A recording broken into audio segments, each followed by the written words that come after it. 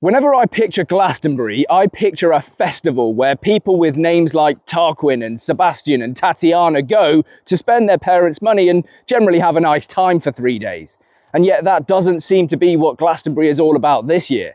No, it's just turned into a left-wing hate march, one giant protest. And if you don't believe me, we're going to go through some clips. And here's the first one from a guy called Bob Villain. No, that's not Bob Dylan, it's Bob Villain.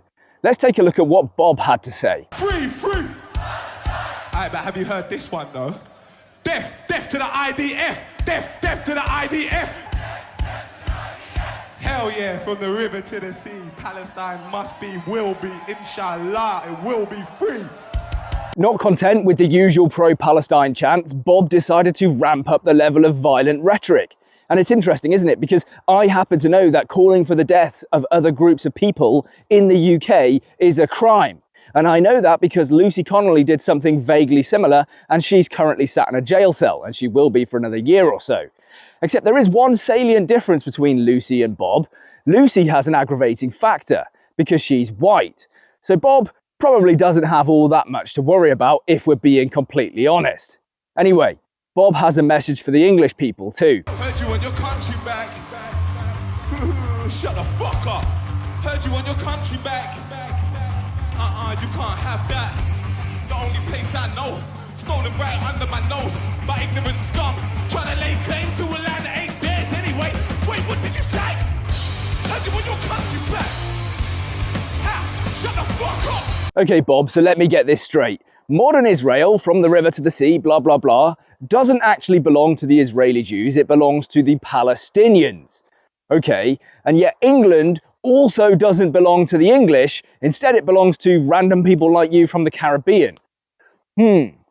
Now those two beliefs, they don't go very well together. In fact, they're mutually incompatible, but the left doesn't really care. The left continues to hold these views that are mutually exclusive. They have this cognitive dissonance. They don't understand, they just hold whatever view, whatever flag, whatever sign is trendy at any given moment. And that's why it's very difficult to actually argue with these people or change their minds, because they're so logically inconsistent. They can't fathom it. Anyway, clearly, I'm not a fan of Bob's work, but do you know who is? Yeah, Sadiq Khan. Of the 1,000 people that Sadiq Khan is following on Twitter, or X, whatever, Bob Villain is one of them. Now, Bob wasn't the only person who got into a little bit of trouble at Glastonbury this year, because the organisers thought it would be a fantastic idea to invite Kneecap. Now, for those of you who don't know who Kneecap are, first of all, congratulations. Secondly, they're a far-left, radical Irish rap trio. And one of their band members right now is awaiting a court date because he was seen waving a Hezbollah flag around, telling people to go and kill their local MP. Fantastic. What do you think the band Kneecap had to say about this upcoming court date at Glastonbury? You've time yet.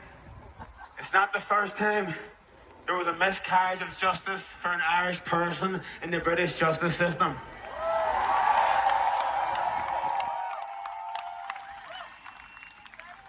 So if anybody's available on the 20th of August at Westminster, we'll go to support Macara, we'll start a riot outside the courts. Oh fuck, the papers are gonna love that. Okay, so you're going to start a riot outside of the courtroom. Interesting. Well, that's definitely illegal to do, and I'm pretty sure it's illegal to say. In fact, there are English people sat in prison right now for weeks, months, even years for far less serious offences than that. People who shouted at the police or were caught recording a riot as it was happening, even though they weren't participating. So, yeah, good luck. And there were a whole bunch of other acts who were doing similar things. And I think it's the Kneecap phenomenon. Basically what happened with Kneecap is they are musically talentless. They don't have a gift for music, but they built a following around their music because of the political statements that they were making. And so now you have all of these other failed musicians, X Factor dropouts, whatever, doing the same thing. They think, well, I can get in on that. If I just make edgy political statements in my music, people will rally around me and I'll have a following. Great. And it will probably work, but ultimately your music still sucks. So you have to live with that. One of the really sad things about all of this is that there are so many English people in the crowds cheering along with it all.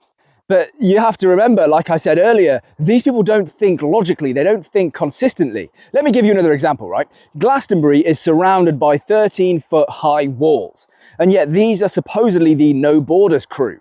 So why are they happy to sit in a open air prison in Glastonbury? Why is that okay? Oh, well, because you paid £400 for a ticket and you don't want someone getting in for free when you had to spend £400. That wouldn't be fair, right? And therein lies the contradiction that they somehow cannot see. They can't see that, yes, you don't want people coming into Glastonbury for free when you had to pay for it, but the rest of us don't want people coming into the country for free, getting put up in a hotel, living at taxpayers' expenses. It's the same thing, but this is on a smaller scale, so somehow your brain can understand it, but on a bigger scale, you can't. It's so bizarre. So is anything actually going to be done about this? Well, the local police are apparently aware of some of the comments that were made and they're investigating to see whether a crime has occurred. And I'm going to stop you right there because many of you will know that I am a free speech maximalist, that I talk about having free speech laws in the UK. And that is absolutely true. I am a free speech maxi, and that's not always an easy position to hold. It means that I now have to defend the rights of those people on those stages to say things that I completely disagree with and in many cases think are frankly disgusting. But sometimes holding a consistent belief means that you have to swallow some tough pills like that. And that's what differentiates us logical thinkers who know that not every belief can just be chopped and changed around and everything is going to be perfect and magical in my head and I just think with my emotions and my gut. No, I'm thinking with my brain. And so I know that having a right to free speech means that there are a lot of people who are going to say things that I think are pretty abhorrent, and yet I'm still a free speech maximalist. It is difficult, so I don't want the police to get involved and to start harassing these people because I'm a free speech maximalist, and yet at the same time I know that if the perpetrators were white and saying something patriotic and nationalist, if it was Tommy Robinson for example, the police would go and persecute them. So yeah, it's a really tough situation, but I am a free speech maxi, and yeah, it's not always easy to hold consistent beliefs. What about the British state then? Are the British state going to respond in any way? Well, they kind of already did. They actually sent jets over Glastonbury, the Red Arrows to be specific, except instead of using the usual red, white and blue smoke that the Red Arrows have, because that's quite patriotic, they just opted for white smoke instead. I guess the red, white and blue might have just offended some members of the audience. So pathetic.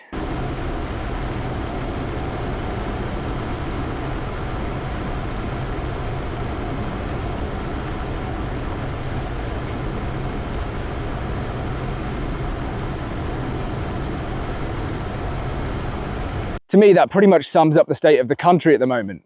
The white smoke of surrender flying over Glastonbury from the Red Arrows, whilst all of the people below hold up every single flag other than the Union Jack.